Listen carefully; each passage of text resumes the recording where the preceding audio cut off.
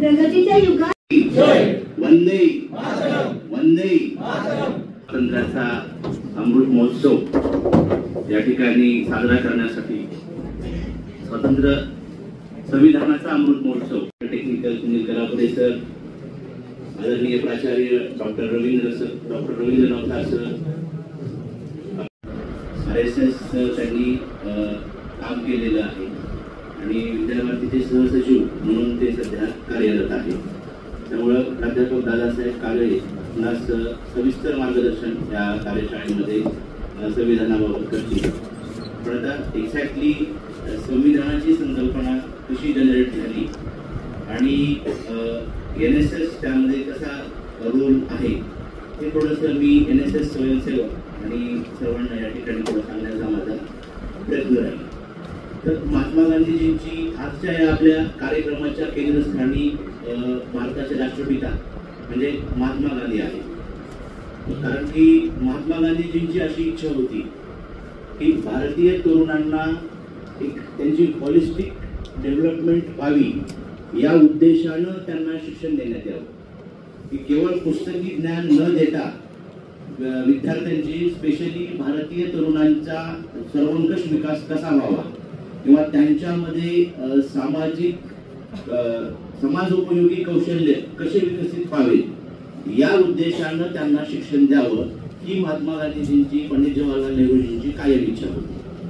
तर त्या अनुषंगानं त्या ठिकाणी बेसिक एज्युकेशन प्लस SUPW त्याला म्हणायचं सोशली युजफुल प्रोडक्टिव्ह वर्क, म्हणजे मुख्य शिक्षण पुस्तकी ज्ञान तर आहेच आणि त्याबरोबरच सोशली युजफुल प्रोडक्टिव्ह वर्क आपण भारतीय तरुणांना द्यावं असं महात्मा गांधीजींची इच्छा कायम असायची.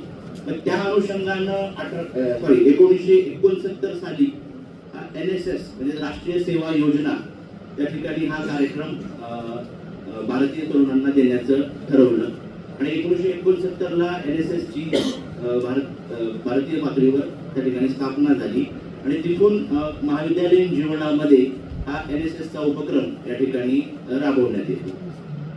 भारत स्वतंत्र झाला 1947 साली.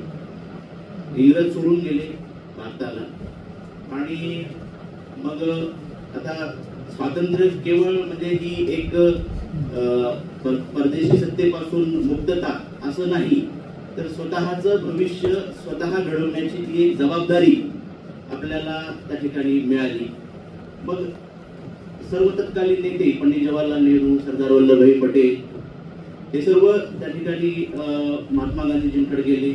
आदरणीय त्यांना बापूजी म्हणायचे. त्यांनी बापूजींना विनंती केली किंवा बापूजी आता इंग्रज भारत सोडून गेलेले आहेत आणि आता आपल्यावर जबाबदारी आहे भारत चालवण्याची, तर काहीतरी रूल्स रेग्युलेशन्स काहीतरी नियमावली आपल्याला बनवावी लागेल जेणेकरून आपल्याला आता भारत आपल्याला चालवायचा आहे, तर तुम्ही काहीतरी आम्हाला मार्गदर्शन करा असं महात्मा गांधीजींना तत्कालीन नेत्यांनी विनंती केली.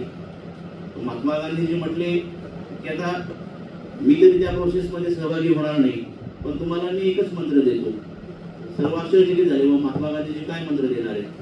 महात्मा गांधीजींनी सांगितलं की तुम्ही जे काही बनवाल संविधान विधान किंवा जे काही नियमावली बनवाल तर कायम एक विचारात घ्या की समाजातील जो अत्यंत दुर्बल घटक आहे तो कसा मुख्य प्रवाहात येईल किंवा त्याच्यावर अन्याय होणार नाही याची काळजी घेऊन तुम्ही त्या ठिकाणी तुम्हाला जे काही विधान बनवायचंय जे काही तुम्ही बनवणार आहात ते बनवा. तर संविधान बनवत असताना ही संकल्पना केंद्रस्थानी आहे की समाजातील जो दुर्बल घटक आहे, जो दुर्लक्षित गेलेला घटक आहे त्याच्यावर त्या ठिकाणी अन्याय होणार नाही ही संकल्पना गृहीत धरून त्या ठिकाणी संविधानाची निर्मिती चालू झालेली आहे. म्हणजे महात्मा गांधी कशा प्रकारे केंद्रस्थानी आहेत NSS सुरू करण्यासाठी आणि त्या ठिकाणी संविधानाची निर्मिती त्या बेसिक संकल्पनेतून त्या ठिकाणी तयार झालेली आहे. तर NSS हे संविधानाचं एकदम बेसिक म्हणजे ग्राउंड लेवलचं मॉडेल आहे. तर कसं, तर स्वातंत्र्य, समता, न्याय आणि बंधुता ही 4 महत्वाची मूल्ये आपल्याला संविधानानं दिलेली आहेत. ही केवळ मूल्य नसून तर आपल्या भारत देशाचा तो श्वास आहे. आणि एकीकडे आपल्याला संविधान त्या ठिकाणी स्वातंत्र्य शिकवतं, तर NSS आपल्याला त्या ठिकाणी जबाबदारी शिकवतं. म्हणजे NSS आणि संविधान हे कसे एकमेकाला पूरक आहे. तुम्हाला संविधान स्वातंत्र्य शिकवतंय, तर ती जबाबदारी तुम्हाला NSS शिकवतं.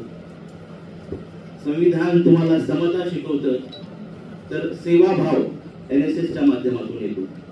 NSSचं आपलं बोलवाक्य काय आहे? Not me but you. तर बंधुता आणि राष्ट्रीय एकात्मता याचं प्रात्यक्षिक स्वरूप या बोधवाक्यातून आपल्याला त्या ठिकाणी प्राप्त होतं. तर असा हा संबंध NSS आणि आपल्या संविधानाचा आहे. तर 26 नोव्हेंबर 1949 या दिवशी आपण या संविधानाला स्वीकृत केलेलं आहे. म्हणून आपण आता मागच्या वर्षीपासून तो दिवस संविधान दिवस म्हणून त्या ठिकाणी त्याचं पालन करतोय. आणि 26 जानेवारी 1950 रोजी आपण संविधानाला त्या ठिकाणी मान्यता दिली किंवा प्रजासत्ताक, खऱ्या अर्थानं आपण प्रजासत्ताक त्या दिवशी म्हणतो 26 जानेवारी 1950. त्यामुळे 26 जानेवारी 1950 हा आपण प्रजासत्ताक दिवस म्हणून त्या ठिकाणी साजरा करतो. तर संविधानाच्या मागे हे 2 दिवस आहेत, 26 नोव्हेंबर 1949 संविधान दिवस आणि 26 जानेवारी 1950 रोजी प्रजासत्ताक. तर NSS व्हॉलेंटियर्स म्हणून आता ऍक्च्युली आता ती वेळ आलेली आहे. संविधानाला 75 वर्ष पूर्ण झालेली आहे. त्या ठिकाणी सायबर सिक्युरिटीच्या माध्यमातून नवभारताची निर्मिती NSS सेवकांनी करावी. तर अशी एक माफक अपेक्षा त्या ठिकाणी या NSSच्या संविधानावरील वर्कशॉपच्या माध्यमातून मी एक NSS प्रोग्राम ऑफिसर म्हणून NSS सेवकांकडून करतो.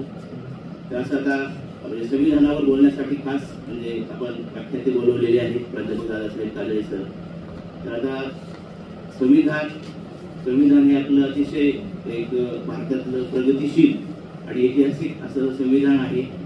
तर ते संविधान आपण सर्वांनी त्याचं वाचन करूया, त्याचं समजून घेऊया ते संविधान आणि जतन करूया. तर एवढं बोलून मी या ठिकाणी थांबतो.